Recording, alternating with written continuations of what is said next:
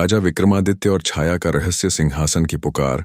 उज्जैनी नगरी का विशाल राजमहल प्रातःकाल की सूर्य रश्मियों से स्वर्णिम चमक रहा था। परंतु आज राजा विक्रमादित्य का मन विचलित था। वर्षों से प्रजा का सुख, न्याय और धर्म उनका लक्ष्य था, किंतु पिछले कुछ दिनों से अजीब स्वप्न उन्हें मत्थ रहे थे।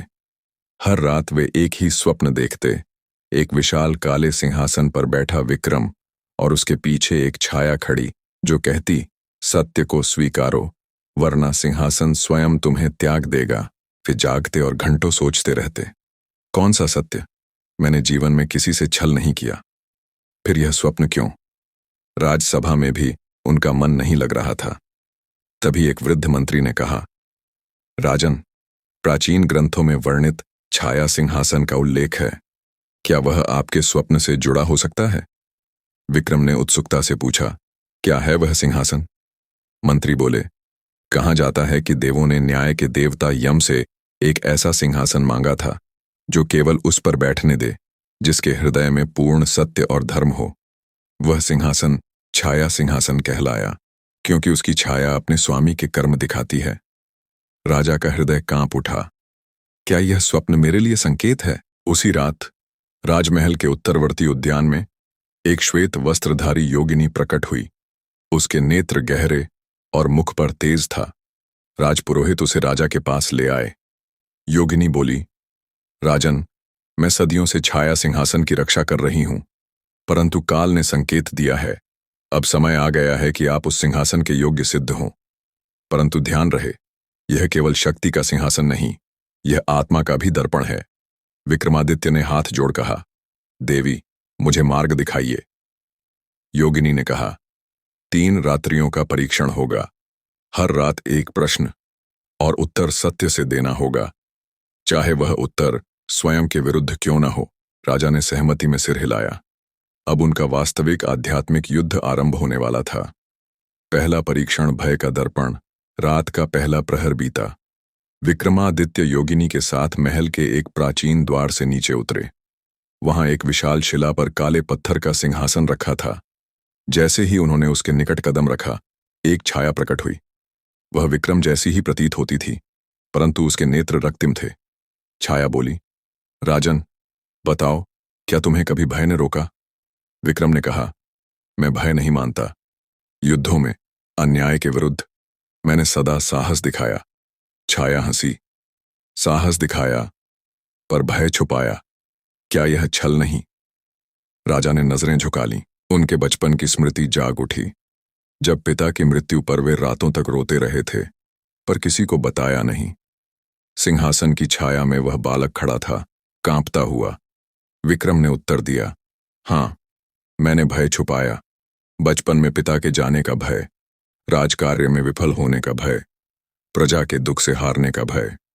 मैं भय मुक्त नहीं, भय को स्वीकारने का साहसी हूं। छाया मुस्कुराई, सत्य स्वीकारा। पहला परीक्षण पूर्ण हुआ।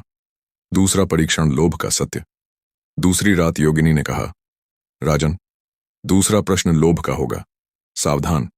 सिंहासन की छाया फिर प्रकट हुई। इस बार उसने पूछा, क्या तुमने कभी लोभ किया है? राजा ने कहा, कभी नहीं। मैंने धन, भूमि, वैभव, किसी का लोभ नहीं किया। छाया गंभीर हो गई। नहीं विक्रम, स्मरण करो, क्या तुम्हें कभी किसी की प्रशंसा का लोभ नहीं हुआ? क्या तुमने कभी अपने निर्णय इसलिए नहीं लिए कि लोग तुम्हें महान कहें? राजा का मन कांप उठा। उन्होंने सैकड़ों युद्ध जीते, न्याय किया। क्या वास्तव में सब धर्म के लिए था या प्रशंसा के लोभ से भी? विक्रम बोले, हाँ, कभी कभी प्रशंसा के शब्द मेरे कानों को प्रिय लगते थे। वह भी एक प्रकार का लोभ ही है, मैं स्वीकार करता हूं। छाया मंद हुई। सत्य स्वीकारा। दूसरा परीक्षण पूर्ण हुआ। तीसरी रात विक्रमादित्य के मन में गहन भय था। अंतिम प्रश्न, क्या यह उनका सिंहासन होगा या उनकी पराजय? छाया प्रकट हुई। उसका स्वर गंभीर था, राजन, बताओ, क्या तुम में अहंकार है? विक्रम शांत रहे। वर्षों के युद्ध, न्याय और विजय, क्या सबने उनके भीतर अहंकार भर दिया था?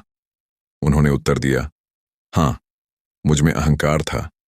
मैंने स्वयं को महान राजा समझा, लेकिन हर स्वप्न ने मुझे सिखाया जो राजा स्वयं को महान माने वह सिंहासन का नहीं, अपने अहंकार का स्वामी होता है। छाया विलीन हो गई। योगिनी मुस्कुराई।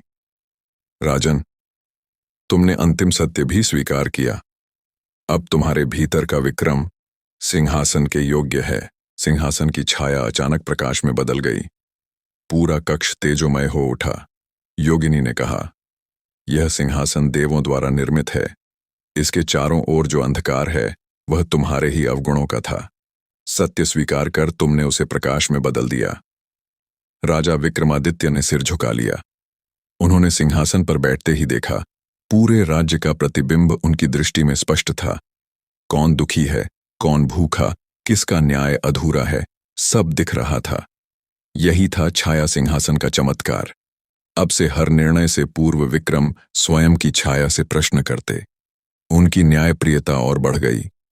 प्रजा कहने लगी, विक्रमादित्य न केवल महान योद्धा हैं, बल्कि महान आत्मा भी। एक दिन योगिनी ने विदा लेते हुए कहा, राजन, सत्य स्वीकारने का साहस ही सच्चे राजा की पहचान है।